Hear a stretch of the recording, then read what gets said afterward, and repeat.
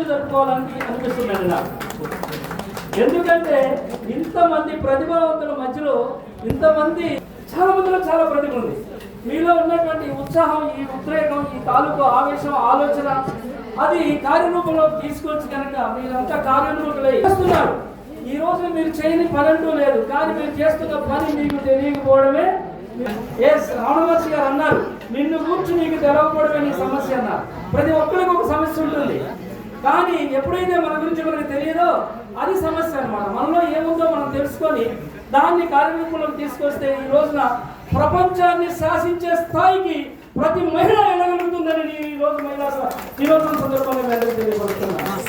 ఆ విధంగా మనమందరం కలిసి ఒక నిర్ణయం తీసుకొని దానికి కట్టుబడి కనుక కృషితోటి మనం అడుగులు వేస్తే తప్పకుండా ఈ మహిళా దినోత్సవం ప్రతిరోజు జరుపుకోవడానికి కావలసినటువంటి ఇలాంటి ఒక హాలుని మన రాష్ట్ర ప్రభుత్వం ద్వారా మనం అందరం త్వరలో సాధించుకోవచ్చు. ఆ విధంగా అన్నగారిని, రామలన్న గారిని కృషి చేయాల్సిందిగా కోరుకుంటూ ఆయన కృషికి మీ అందరూ సాధించవలసిందిగా మిమ్మల్ని అభ్యర్థిస్తూ నేను అనుకునేది ఏంటంటే, మా తులసి గారు, అమ్మడి తులసి గారు ఒక పాట పాడారు, చాలా బాగా పాట పాడారు వ్యవసాయం గురించి. ఒక వ్యవసాయం కాదండి, ఈ రోజున చాలా పాటలు పాడారు. అన్నగారు ఫేస్బుక్ చూస్తుంటారు అనుకోండి, చాలా మంది మంచి మంచి పాటలు పెట్టారు. నిన్న మొన్న రాత్రి మేము 1 గంటకి మాట్లాడుకున్నాం చూస్తూ, ఏంటన్నా భలే పెడతా ఉంటే ఒక గొప్ప సాంగ్ అండి, ఇది ఇన్స్పిరేషన్ అయిన సాంగ్. అది చాలా మంది మగువ పాట ఏదో ఉంది కదా పవన్ కళ్యాణ్ గారిని, ఆ పాటను ఒకసారి నేను చాలాసార్లు విన్నా, అయినా నేను పాడలేదు, మరి స్పీకర్ కానీ సింగర్ కాదండి. మగువ లోకానికి తెలుసా నీ విలువ అన్న. యాక్చువల్గా లోకానికి విలువ తెలుసండి, తెలియచెప్పేలాగా ఎస్ మగువ అనేది ఈ లోకమే లేదు అనే విధంగా మీ అందరూ ఈ రోజు నుంచి స్ఫూర్తిగా తీసుకోవాలని మిమ్మల్ని అందరికీ కోరుకుంటున్నాను. అదేవిధంగా మగువ ఇంకోటి ఏంటంటే నెక్స్ట్ ఏమన్నారండి, ఈ లోకానికి తెలుసా నీ విలువ. తర్వాత నెక్స్ట్ ఏంటంటే తెలుసు కదా అందరికీ సాంగ్, సహనానికి, మీ సహనానికి సరిహద్దులే లేవండి, అంత సహనం ఉంది మీలో, సహనానికి సరిహద్దులే లేవు. అసలు అటు ఇటు అన్నింటా నువ్వే జగమంత, ఎక్కడ చూసినా మీరే ఉన్నారు, లేనిది ఎక్కడ. ఇందాక అమ్మడి తులసి గారు చెప్పారు, మీరు లేనిది ఎక్కడ, అటు ఇటు అన్నింటా ఎక్కడ చూసినా నువ్వే జగమంత. ఆ విధంగా ఉంటూ ఈ రోజున ప్రతి పనిలో మీరు చేయలేని పని అంటూ లేదు, చేస్తున్నారు. కానీ దాన్ని కావాల్సిన విధంగా మీరు ప్లాన్ చేసుకొని ముందుకు వస్తే ఈ రోజున మన రాష్ట్ర ప్రభుత్వం అదే దిశగా అడుగులు వేస్తూ ఉంది. ఇప్పటికే చాలా పథకాలు మా మహిళలకి ప్రకటించారు, ఇంకా కొన్ని రాబోతూ ఉన్నాయి. మన రేవంత్ రెడ్డి గారు, మన గౌరవనీయులు, మన తెలంగాణ రాష్ట్ర ముఖ్యమంత్రి రేవంత్ రెడ్డి గారు కూడా అదే ఆలోచిస్తున్నారు. అదేవిధంగా మన భారతదేశ ప్రధానమంత్రి, మన ప్రియతమ ప్రధానమంత్రి గారు కూడా, నరేంద్ర మోదీ గారు కూడా మహిళల సౌభాగ్యం కోసం, మహిళల తాలూకు సహకారం కోసం చాలా పథకాలు ప్రవేశపెడుతున్నారు. అదే త్వరలో 50% రాబోతుంది, అర్ధనారీశ్వర సగభాగం అంటారు కదండి, సగభాగం త్వరలో మీకు రాబోతా ఉంది. మీ సగభాగం మీకు వచ్చిన రోజున ఇక ఎలా ఉంటుంది, కొద్ది భాగం ఉంటేనే ఇలా ఉంది, సగభాగం వస్తే ఎలా ఉంటుంది చూడాలనుకుంటున్నాను. Really I am eagerly waiting for that moment. కాబట్టి అందరూ సన్నద్ధంగా ఉండాలి. ఎందుకంటే ఆ రోజు వచ్చినప్పుడు ఏం చేస్తాం, ఇప్పటి నుంచి రెడీ ఉండండి. ఇందాక అన్నగారు చెప్తూ మేడం పేరు ఏంటండి, ప్రతిభ గారు ఆల్రెడీ టార్గెట్ పెట్టుకున్నారు.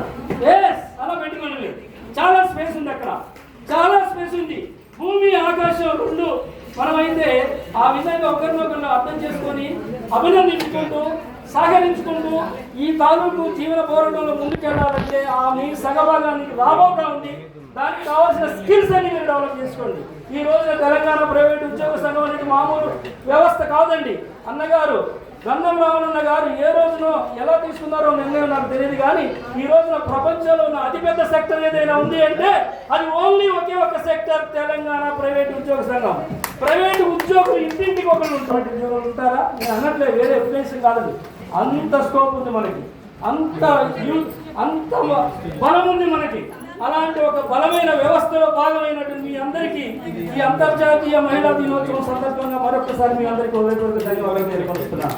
ఎందుకు చెప్తున్నానంటే స్కిల్ డెవలప్మెంట్ నేర్పుతూ రాబోయే అవకాశాలు మీకు తెలియపరుస్తూ ముందుకెళ్ళడానికి నా వంతుగా కూడా నేను national industries development cooperative federation limited అనేటటువంటి ఆల్ ఇండియా ప్రెసిడెంట్గా ఉన్నాను. అంతేకాకుండా మహానుభావుడు ఎక్కడున్నాడో కానీ ప్రతిరోజు చాలా మంది గుర్తు చేసుకోవాలి, రోజు గుర్తు చేసుకోవాలి, ఇప్పుడు గుర్తు చేసుకోవాలి, రేపు ఎప్పుడైనా ఎల్లప్పుడూ గుర్తు చేసుకోవాల్సిన ఉపయోగం మంచి మహానుభావుడు డాక్టర్ బిఆర్ అంబేద్కర్ గారు రాసిన రాజ్యాంగం ద్వారా ఈరోజు మనం ఎన్నో వసతులు కాదు, ఎన్నో సౌఖ్యాలు కాదు, ఎన్నో అనుభవిస్తున్నాం మనం. అలాంటి మహానుభావుడు గారు రేపు మీకు చదవడం రాబోతా ఉంది, త్వరలో రాబోతా ఉంది. అలాంటి స్థాపించిన పార్టీ లేబర్ పార్టీ ఆఫ్ ఇండియాకి నేను తెలంగాణ రాష్ట్ర అధ్యక్షుడిగా ఉన్నాను. అదే కాకుండా నిర్మాప్ ద్వారా తెలంగాణ ప్రైవేట్ ఉద్యోగస్తుల ద్వారా ఎంతో మందికి ఉద్యోగాలు కల్పించడమే కాకుండా స్కిల్ డెవలప్మెంట్ చేయడమే కాకుండా ఎంతో మంది ఎన్నో సేవలు చేస్తున్నటువంటి రామోహన్ కొన్ని సంవత్సరాలుగా ఈ తాలూకు ప్రోగ్రామ్స్ లో పార్టిసిపేట్ అవుతున్నాం. కాబట్టి ఈ రోజు ఇక్కడ జరుపుకున్నటువంటిది ఒక ఆరంభం మాత్రమే అనుకోని ప్రతి ఒక్క వ్యక్తి ఇక్కడ అటెండ్ అయిన ప్రతి ఒక్క మహిళ మిత్రురాలు ప్రతి ఒక్కళ్ళు మీరు మీ గురించి తెలుసుకొని ముందు ఈ రోజు ఎన్నో ప్రతి ఒక్క వ్యక్తి ఇక్కడ విజయం సాధించి నెక్స్ట్ మహిళా దినోత్సవం కల్లా అందరూ సగర్వంగా ఈ రోజున 1 గంట కంటే 2 గంటలకు రావడం కాదు, 2 గంటల 3కి రావడం కాదండి. ఉదయం 6 గంటల నుంచి నైట్ 6 గంటల దాకా మహిళా దినోత్సవం జరుపుకుందాం. అయినా సరిపోదు మనకి టైం. అలాంటి రోజు కోసం ఎదురు చూస్తూ ఎప్పుడో కాదు వచ్చే మహిళా దినోత్సవం నెక్స్ట్ ఇయర్ అదే విధంగా చేద్దామని మీరు అందరినీ కోరుకుంటూ ఎక్కువ మాట్లాడేందుకు అందరినీ అడుగుతూ ఈ అవకాశం ఇచ్చిన అందరికీ నా హృదయపూర్వక ధన్యవాదాలు తెలియపరుస్తున్నాను. Thank you all.